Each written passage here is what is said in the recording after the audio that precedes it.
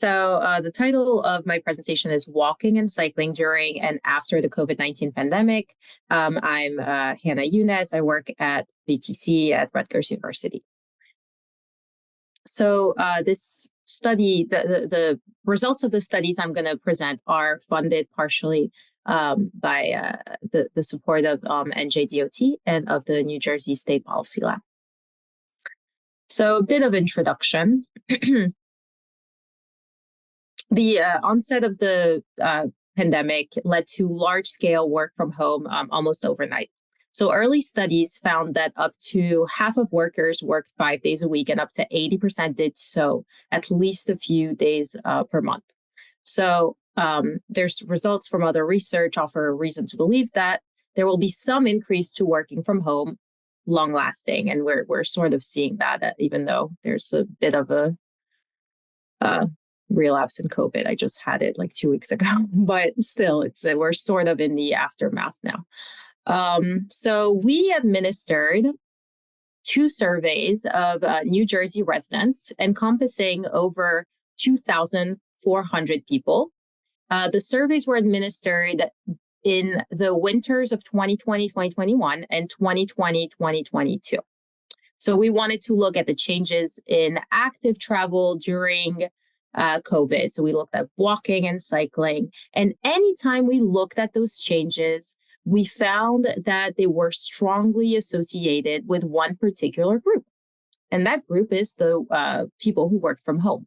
So a lot of the differences were sort of spurred from that the people who had the opportunity and who were able to work from home during COVID.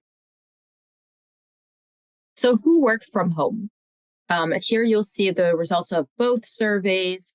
And then I color-coded the frequency of working from home, both before, during, and after. So before the pandemic, about 15 to 18% of people worked from home at least a few days a week. And then during the pandemic, 56 to 70% of people worked from home at least a few days a week. Some of those factors were associated with age. Younger people were more likely to work from home. Higher educational attainment was associated with increased working from home.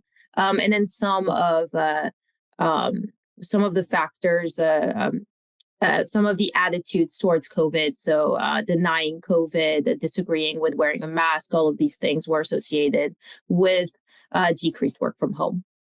So more likely to work in person. And then having a long commute was also associated with increased work from home. And then finally, we asked people about whether they expected to work from home after the COVID-19 pandemic subsided, and about 35 to 37% anticipating doing so.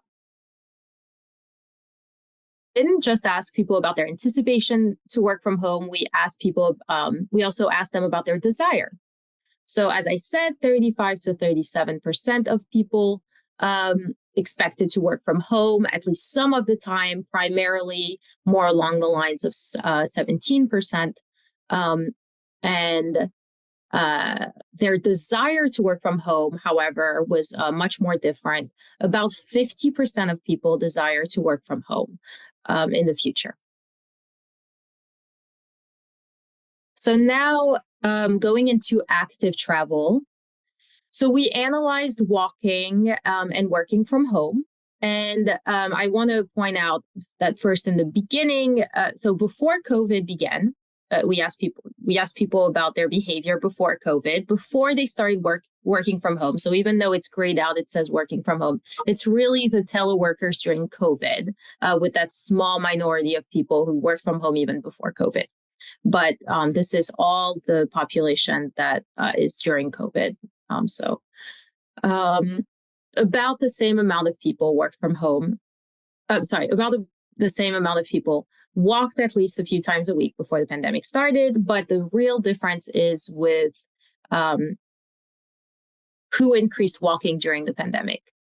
And that's where you see that divide with people who were able to work from home versus those who were either not employed, mostly retired, or homemakers, or people who just could not work from home or did not want to. And then we see some variations as well for people who plan to take more walks in the future, although it's not as big of a difference as during the pandemic. Sorry about that. So now moving on to cycling during the COVID pandemic. And these differences are even more prominent based on this teleworking or working status. So those so the different colors are the people who the working from home status, and then we have in the first part those who increased cycling, and those who intend to cycle more in the future. So 20% of COVID teleworkers increased their private bicycle usage, compared to 13% of non-teleworkers and 8% of non-workers. And then 33% of COVID teleworkers planned to cycle more in the future, compared to 22% of non-teleworkers and 12% of non-workers. And I did look at bicycle ownership when I'm looking at this. So I want to note that bicycle ownership is not associated with employment status. Teleworkers were not more likely to own a bicycle than non-teleworkers and non-workers. So they are more likely to use their bicycle, but not more likely to own it. So bicycle owners, regardless of employment status or frequency of use, they tend to be younger, tend to be male, have higher income, have children at home, have at least a car available. And again, controlling for all those factors, the employment status is not a significant factor. So now a bit more on cycling. Irrespective of teleworking and employment status, men were more likely to increase cycling during COVID.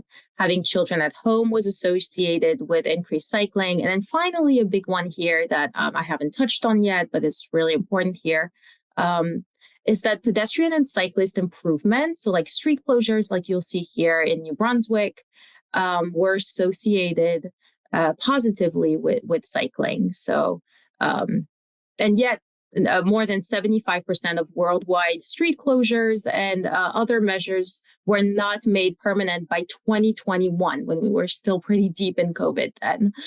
So they were very temporary. Although here you'll see that this is actually the street closure in New Brunswick is on and off, and I believe in the summer it's still there. So finally, street closures and pop-up bike lanes and other COVID infrastructure measures had a strong positive relationship with cycling. And then we saw a lot of increases in active travel among COVID-19 teleworkers. So will this trend persist even as people return to work and even as the street closures are no longer there? That remains to be seen. So again, I would like to thank the New Jersey Department of Transportation and the New Jersey State Policy Lab for funding the studies that we have. And we have 3 right here that are either open access, or you can quickly contact me to see the full study. So thank you. Thank you. And that concludes my presentation. All right, thank you, Hannah. We do have a couple minutes available for questions. Anybody wants to raise their hand and we can unmute you or yourself, or ask in the chat. Yes, the presentation from Chad will be available on our website after the meeting. We'll post a link to where that goes. I can post the links in the chat to the full papers as well. Okay, so there's that website, that's where the BPAC meeting notes and presentations. I don't see any hands raised. Thanks, Hannah. I have, I don't know if you can answer this or not, but do we see any indication that those levels of biking and walking are going to continue after, everything seems to be getting back to pre-pandemic activity? Yeah, no, that's a good question. I'm not sure. I will have to look at like the latest data on this. We have not administered the survey since the time since 2022. So it would be really interesting. But it's like every time that we're like, oh, should we put the survey out now? It feels like it's coming back and coming back. Yeah. So it's hard. It's hard to know this long lasting. Yeah. Thank you. Hannah, I have a question about the study. You did these surveys in the winter. Was that just so that you did have like the largest impact of like a COVID spike, or just it was really interesting that you were measuring people's intentions and habits around walking and cycling when it is the coldest. Could you explain that? Yeah. So I think I don't know. It may have been like more random, more like, oh, the survey's ready now than because of the weather. I'm not sure. But yeah, no, that's an interesting point. We did ask them about like their behavior since the beginning of COVID. So hopefully like they would answer as if they would take it all into account and not just respond based on their behavior from the winter. Hopefully. Thanks. I see Paul has a hand raised. Thank you. Yes. Hannah, there was a question in there that had to do with, I think, associating the changes that were made to infrastructure, these temporary changes, with positively being related to cycling. I'm not sure I'm getting that exactly right. But I guess the bigger question is, was all this temporary pop-up activity over COVID, did that change attitudes of others? Did it show a greater support for these kinds of things by the general population? Right. Okay. So we asked people, have you noticed, like we asked people, there was a list of questions. And one of the questions was, have you noticed improvements to your neighborhood in terms of street closures, bike lanes, or things like that, temporary measures or permanent, whatever it might be. And people would say yes, no, maybe, or I don't know. And then we also asked them, well, have you increased cycling? And it was that correlation between the two, or have you increased walking? So this is where we got this from, and we controlled for everything in a regression as well to have stronger results. So whether or not they saw that there was a street closure and they were like, ooh, that gives me an idea to walk or bike, or they were already walking and biking and they saw the street closure, it's hard to tell whether there's a correlation there. You can't tell that there's a causation, but really there is a correlation here. So that's the extent of the conclusion we're making. Thank you. I did see that New Brunswick has started a study on making the George Street closure permanent. They're half or full. So that's interesting. Linda, you have your hand raised? Hannah, great presentation. Thanks very, very much. I'm curious again on the street closure piece. So one thing you said was more than 75% of worldwide street closures and other measures were not made permanent by 2021. Can you make any inferences to that? Why, if the trending was that more people during this period of time were actively biking and walking, and it appears that street closures maybe contributed to that. Do you have any comments on that piece? Did you find anything during that? No, I don't know. Maybe somebody else might be able to answer this, who's in like policy, because it sort of baffles me the same way it baffles you, Linda. I am baffled. Okay. I had another question, but it left, so I'll unraise my hand. See if I can get it back. All right. Well, Linda, unless you remember, let's take our final question from Lisa.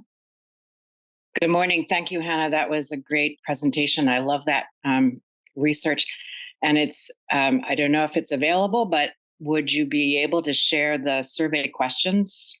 Yes, everything is available. And I'll share the link to not just the survey questions, but all of the entire thing. It's all anonymized now, but we have all of the data, and anybody can see the response rates and all of that as well. So I'll put that up.